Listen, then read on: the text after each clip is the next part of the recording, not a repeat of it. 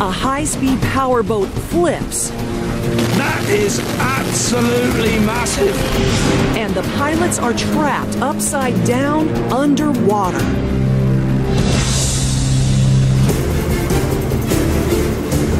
It's August 2006 at the Honda British Grand Prix World Championships in Plymouth, England.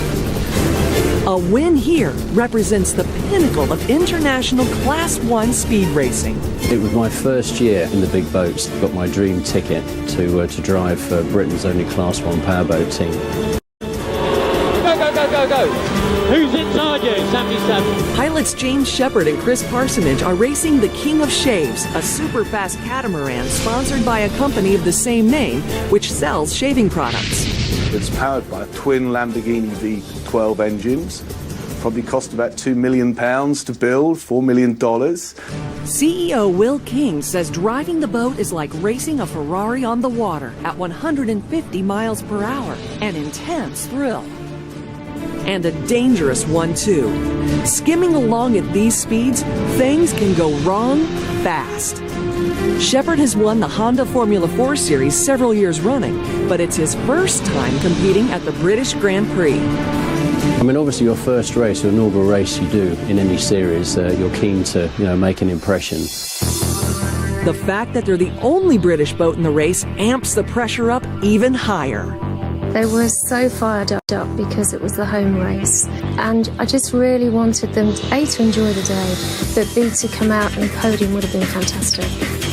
The boat was probably ranking in about third or fourth in terms of speed. Do you think starting at the back is going to be a deterrent, or will you be all right? We'll sit there and we'll get a good shot at it. By the first corner, the King of Shaves has moved up from 12th position to 6th. Straight, get me straight! We were driving it. We had a few discussions as to how to make some of the corners. Break it down! It's all right, just keep going! Chris and I disagreed for the first couple of laps, but we worked that one out by about lap 4. So it was, good racing conditions and things were going according to plan. The two-man team must maintain a delicate balance at high speeds. Think about what we're doing as we come in. Start your turn in, start your turn!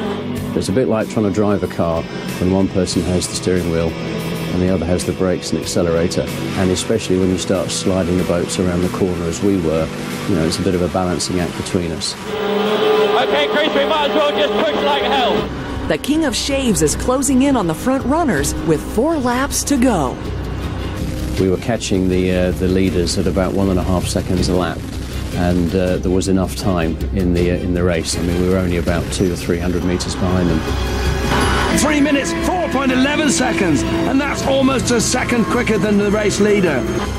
It came across that King of Shaves had got up into second place, and obviously Liz and I, James's wife, are standing there thinking, wow, oh my God, this is amazing. He's doing really well. Let's keep our fingers crossed. I knew that he'd be so thrilled as to how they were doing. The King of Shaves makes a final bid for first place, but something doesn't feel right.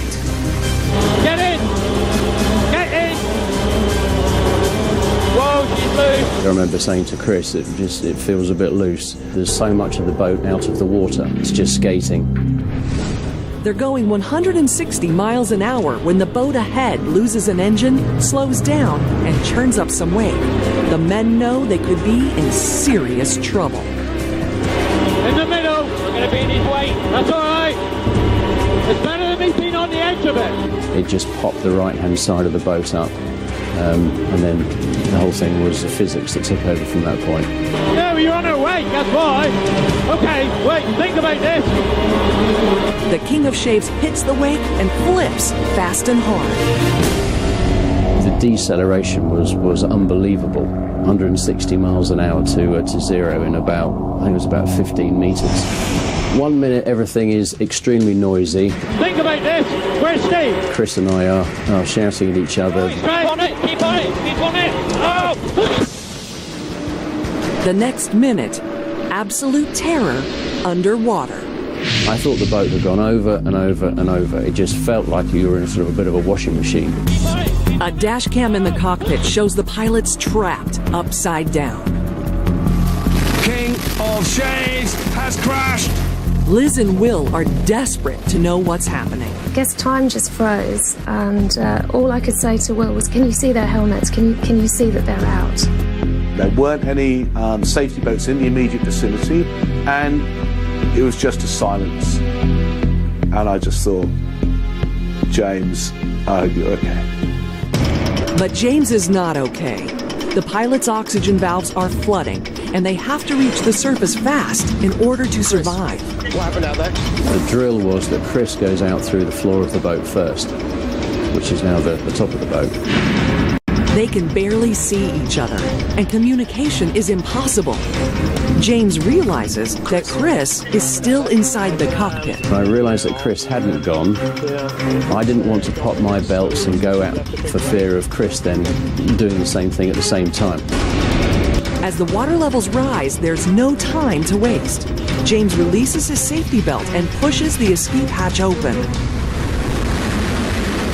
A mounted exterior camera has survived the crash and records the desperate scene as James tugs at Chris to follow him out. Did have a hold on him as we came out of the cockpit, and then I let go. After agonizing seconds, James reaches the surface. I was desperate to see that he'd come out of the boat, because you can imagine him stuck in a boat, maybe injured, can't get out, whatever, anything could have happened. It was a very high-speed crash. James is out, but where is Chris? James looks around in the water. As soon as I saw his helmet, I thought, that's great, we're both out. I remember swimming over to Chris, grabbing hold of him. Moments later, a rescue crew arrives. James and Chris make it out alive, but the boat is totaled. Here, we'd blown up this £2 million powerboat. Half of one hull was ripped out. Twin Lamborghini engines have got salt water all in them, all the electronics, that will have all been ruined. The King of Shaves finishes second to last, beating only a disqualified boat. And of course, it'd been great. King of Shaves had won, driven by British guy James Sheppard at the Plymouth P1 Grand Prix. Fantastic. It's not the result they'd hoped for, but they walk away with their lives, able to sail another day. Accidents happen and there you go. So, we'll get on and rebuild for the next race now, that's all. We were lucky that day. But all I can think about is the fact that we should have got second or might have challenged for first in that particular race. So there's a challenge out there that I've still got to do one of these days.